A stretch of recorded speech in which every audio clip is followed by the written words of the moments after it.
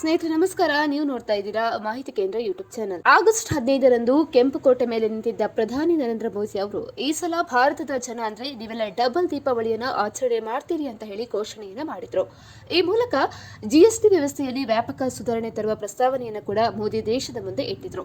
ಇದರ ಬೆನ್ನಲ್ಲೇ ಹಣಕಾಸು ಸಚಿವಾಲಯ ಪ್ರಕಟಣೆಯ ಮೂಲಕ ಮುಂದಿನ ತಿಂಗಳಲ್ಲಿ ಜಿಎಸ್ಟಿಯಲ್ಲಿ ಮಹತ್ವದ ಬದಲಾವಣೆ ತರಲಾಗುತ್ತೆ ಎಂದು ಘೋಷಣೆ ಕೂಡ ಮಾಡಿತ್ತು. ಹಣದುಬ್ಬರದಿಂದ ಕಂಗೆಟ್ಟಿರುವಂತಹ ಜನಸಾಮಾನ್ಯರ ಜೇಬಿಗೆ ತಂಪೆರೆಯುವ ಈ ನಿರ್ಧಾರದಿಂದ ನಿಮ್ಮ ಮನೆಯ ಟೂತ್ ಪೇಸ್ಟ್ ನಿಂದ ಹಿಡಿದು ನೀವು ಓಡಿಸುವ ಕಾರಿನವರೆಗೆ ಬಹುತೇಕ ಎಲ್ಲವೂ ಅಗ್ಗವಾಗಲಿದೆ.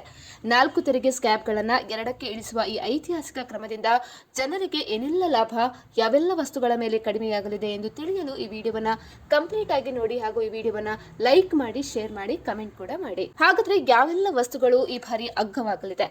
ಸಿಟಿ ರಿಸರ್ಚ್ ವರದಿ ಪ್ರಕಾರ ಪ್ರಸ್ತಾವಿಕ ಜಿಎಸ್ಟಿ ಸುಧಾರಣೆಗಳಂತೆ 12% ಸ್ಲ್ಯಾಬ್ ಅನ್ನ 5%ಗೆ ವಿಲೀನ ಮಾಡಲಾಗುತ್ತೆ. ಇದರ ಪರಿಣಾಮ ಔಷಧಿಗಳು ಆಗಿರಲಿ ಅಥವಾ ಸಂಸ್ಕರಿಸಿದ ಆಹಾರ, ಡೈರಿ ಉತ್ಪನ್ನಗಳು, ಇನ್ನು ಉಡುಪುಗಳು, ಹೋಟೆಲ್ ಕೊಠಡಿಗಳು, ಅದೇ ರೀತಿ ಆಲ್ಕೋಹಾಲ್ ರಹಿತ ಪಾನೀಯಗಳು ಸೇರಿದಂತೆ ಪ್ರತಿದಿನದ ಅಗತ್ಯ ವಸ್ತುಗಳ ಬೆಲೆ ಕೂಡ ಕಡಿಮೆಯಾಗಲಿದೆ.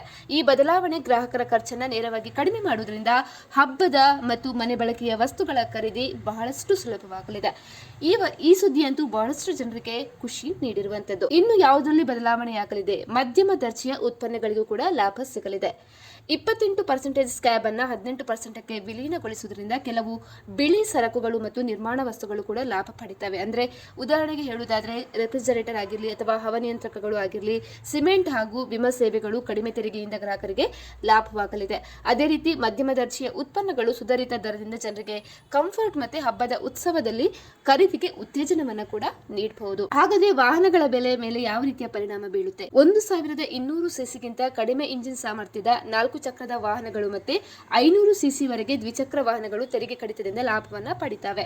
ಇದರ ಪರಿಣಾಮವಾಗಿ ಮಾರುತಿ ಸುಜುಕಿ ಆಗಿರಲಿ ಅಥವಾ ಹೀರೋ ಮೋಟಾರ್ ಕಾರ್ಪ್ಸ್ ಆಗಿರಲಿ ಅಥವಾ ಇತ್ಯಾದಿ ಕಂಪನಿಗಳ ಮಾರಾಟ ಹೆಚ್ಚುವ ಸಾಧ್ಯತೆ ಕೂಡ ಇದೆ. ಈ ಬದಲಾವಣೆ ಮಧ್ಯಮ ಮತ್ತೆ ಕಡಿಮೆ ಇಂಜಿನ್ ಸಾಮರ್ಥ್ಯದ ವಾಹನಗಳ ಬಳಕೆಯನ್ನು ಕೂಡ ಉತ್ತೇಜನ ಮಾಡಲಿದೆ. ಇನ್ನು ಯಾವುದ್ರದ್ದು ಬೆಲೆ ಅದೇ ರೀತಿ ಕಾಯ್ದುಕೊಳ್ಳುತ್ತೆ ಅಥವಾ ಹೆಚ್ಚಾಗಲಿದೆ ಅಂತ ಹೇಳಿದ್ರೆ ವಜ್ರಗಳು ಮತ್ತೆ ರತ್ನ ಕಲ್ಲುಗಳು ಆಗಿರಲಿ ಅವುಗಳು ಪ್ರಸ್ತುತ ದರವನ್ನೇ ಕಾಯ್ದುಕೊಳ್ಳುತ್ತವೆ. ಹಾಗೆಯೇ ಪೆಟ್ರೋಲಿಯಂ ಉತ್ಪನ್ನಗಳು ಜಿಎಸ್ಟಿ ವ್ಯಾಪ್ತಿಗೆ ಒಳಗಾಗುವುದಿಲ್ಲ. ಆದ್ದರಿಂದ ಈ ವಸ್ತುಗಳ ಬೆಲೆಗೆ ಯಾವುದೇ ಬದಲಾವಣೆಗಳು ಕೂಡ ನಡೆಯುವುದಿಲ್ಲ. ಸ್ನೇಹಿತರೆ, ನಾವು ಮಾಡಿರುವಂತಹ ವಿಡಿಯೋ ನಿಮಗೆ ಇಷ್ಟ ಆದಲ್ಲಿ ಕೂಡಲೇ ಮಾಹಿತಿ ಕೇಂದ್ರ ಯೂಟ್ಯೂಬ್ ಚಾನಲ್ ಅನ್ನು ಸಬ್ಸ್ಕ್ರೈಬ್ ಮಾಡ್ಕೊಳ್ಳಿ. ಇನ್ನಷ್ಟು ಮಾಹಿತಿಗಾಗಿ ವಿಡಿಯೋವನ್ನು ಲೈಕ್ ಮಾಡಿ, ಅದೇ ರೀತಿ ಕಮೆಂಟ್ ಮಾಡೋದನ್ನು ಕೂಡ ಮರಿಬೇಡಿ.